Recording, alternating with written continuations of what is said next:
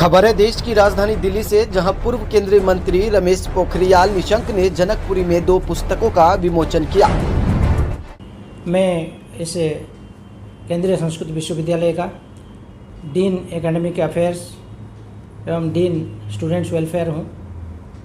इससे पहले मैं हमारे देवप्रयाग उत्तराखंड का जो परिसर है उसमें निदेशक के रूप में भी कार्य कर चुका हूँ, जिसमें हमारे वीरेंद्र सिंह बर्तवाल जो यहाँ अभी आज पधारे थे वो हमारे सहकर्मी रहे हैं। उनके पुस्तक के लोकार्पण के लिए आज भारत के पूर्व शिक्षा मंत्री डॉक्टर रमेश पोखरियाल जी निशंक यहाँ पधारे थे।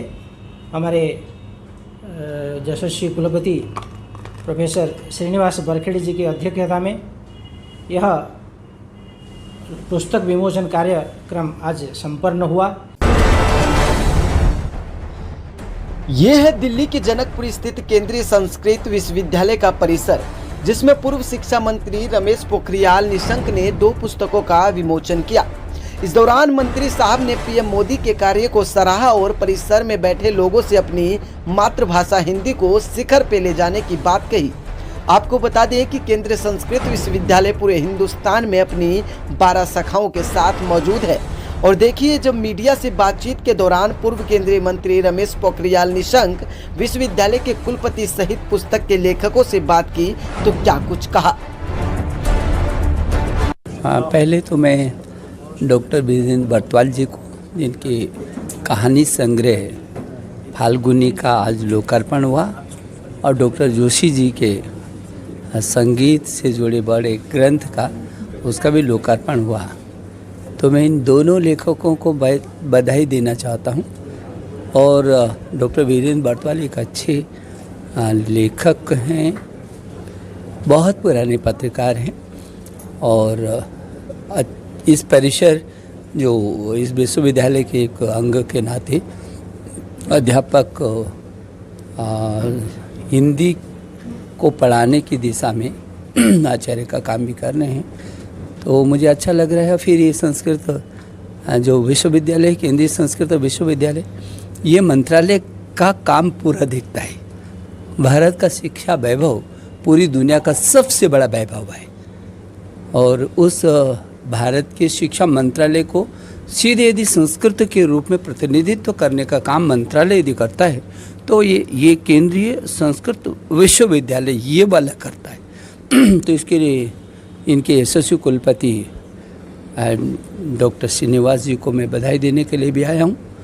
और आज मैं पहली बार वैसे इस विश्वविद्यालय का मुझे कुलाधिपति होने का भी गौरव मिल रहा है। और इस विश्वविद्यालय को केंद्रीय विश्वविद्यालय 3 विश्वविद्यालय जो एक साथ बने हैं, लेकिन मुझे आज पहली बार एक लेखकों की, रचनाकारों की रचना के साथ में इधर पहुंचा हूं, तो मुझे अच्छा लग रहा है। ये विश्वविद्यालय न केवल इस देश में बल्कि पूरे विश्व में एक नया मानक स्थापित करेगा। पूरी दुनिया तड़फ रही है, तरस रही है अब संस्कृत के लिए। संस्कृत के अंदर जो वेद, पुराण, उपनिषद सहित हजारों ऐसे ग्रंथ हैं जिसके अंदर ज्ञान, विज्ञान, अनुसंधान, प्रौद्योगिकी सब कुछ समाया हुआ है, जिसकी आज ज़रूरत है देश और दुनिया को। उसके शोध और अनुसंधान की दिशा में संस्कृत विश्वविद्यालय पूरे देश को नहीं बल्कि पूरी दुनिया को एक उपहार के रूप में बहुत सारी चीज़ों को देने वाले हैं, और मैं इसलिए उनको शुभकामना देने के लिए भी आया हूँ। हम तो बहुत भाग्यशाली हैं, क्योंकि एक भारत के भूतपूर्व शिक्षा मंत्री जो शिक्षा के क्षेत्र में जिन्होंने शिक्षा नीति के जैसे बहुत बड़ा योगदान दिया है, स्वयं संस्कृतज्ञ है और कवि है, शिक्षाविद है, और नेतृत्व के रूप में हमेशा हमें प्रोत्साहन करने वाले आज हमारे परिसर में आए हैं, तो हमें एक बहुत नई ऊर्जा मिली है और प्रेरणा मिली है। आपके कर्तव्य बोध के द्वारा हमारे सारे परिसर के छात्र, अध्यापक सभी शायद शिक्षक पर्व के अवसर पर नया कर्तव्य बोध के साथ काम करेंगे। ये मुझे बहुत खुशी की बात है। जो कभी कभी हमें ऊर्जा मिलने के लिए पुराणों में एक बात आती है, जो लोक हित के लिए मुनि स्वयं जाते हैं।